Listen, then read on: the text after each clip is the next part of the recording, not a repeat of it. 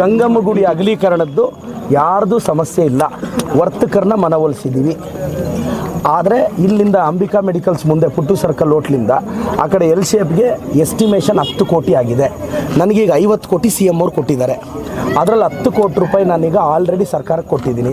ಅದು FD ಅಪ್ರೂವಲ್ಗೆ ಹೋಗಿದೆ. ಅದು FD ಅಪ್ರೂವಲ್ಗೆ ಹೋಗಿ ಟೆಂಡರ್ ಆಗಬೇಕು. ಟೆಂಡರ್ ಆಗಿ ಈ ಪ್ರೋಸೆಸ್ ಎಲ್ಲ ಮುಗಿಯೋಕ್ಕೆ 4-5 ತಿಂಗಳಾಗುತ್ತೆ. ಇವತ್ತು ನಾಳೆ ನಾವು ಬಜಾರ್ ರೋಡ್ ಹೊಡಿಬೇಕು ಅಂದರೂ ನಮಗೆ ಸಮಸ್ಯೆ ಇಲ್ಲ. ಎವ್ರಿಥಿಂಗ್ ಆನ್ ಪೇಪರ್ ಇದೆ, ವರ್ತಕರು ಒಪ್ಕೊಂಡಿದ್ದಾರೆ. ಟೆಂಡರ್ ಆಗಿದ ತಕ್ಷಣ ನಾವು ಆ ರೋಡ್ ಹೊಡೆದಿದ ತಕ್ಷಣ ಕೆಲಸ ಸ್ಟಾರ್ಟ್ ಆಗಬೇಕು.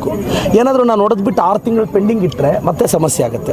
ಬಟ್ ಕ್ಲಿಯರೆನ್ಸ್ ಇದೆ, ಇನ್ನು 6 ತಿಂಗಳಲ್ಲಿ ಹೊಡೆಯೋದು ಗ್ಯಾರಂಟಿ, ರೋಡ್ ಆಗೋದು ಗ್ಯಾರಂಟಿ. ಈ 10 ಕೋಟಿ ಅಪ್ರೂವ್ ಆಗಲಿ ಅಂತ ಕಾಯ್ತಾ ಇದ್ದೀನಿ. ಇದು ವಾಸ್ತವ. ಇದು ಅಗಲೀಕರಣ ಅಂದರೆ ಯಾವ ರೀತಿ ಅನುಕೂಲ ಆಗುತ್ತೆ? ಇಲ್ಲ ಸರ್, ಈಗ ಅದು ಎಲ್ಲರೂ ಆ್ಯಕ್ಚುಲಿ 80 ಅಡಿ ಅಂದ್ಕೊಂಡಿದ್ವಿ, ಅಗಲೀಕರಣ 70 ಅಡಿ ಅಂದ್ಕೊಂಡಿದ್ವಿ. ಈಗ ವರ್ತಕರನ್ನೆಲ್ಲ ಮಾತಾಡ್ತಿದ್ವಿ, ಅವ್ರಿಗೂ ತೊಂದರೆ ಆಗಬಾರ್ದು, ಸಿಕ್ಕಾಪಟ್ಟೆ ಹೋಗುತ್ತೆ. ಒಂದು ಐಡಿಯಲ್ ಕನ್ಕ್ಲೂಷನ್ ಅದು 60, 70, 50 ನನಗೆ ಗೊತ್ತಿಲ್ಲ. ಕೂತಾಗ ಅವ್ರನ್ನ ಮನವೊಲಿಸಿ ಒಂದು ಐಡಿಯಲ್ ರೋಡ್ ಅಂತೂ ಮಾಡ್ತೀವಿ ಸರ್. ವರ್ತಕರು 99% ಒಪ್ಕೊಂಡಿದ್ದಾರೆ.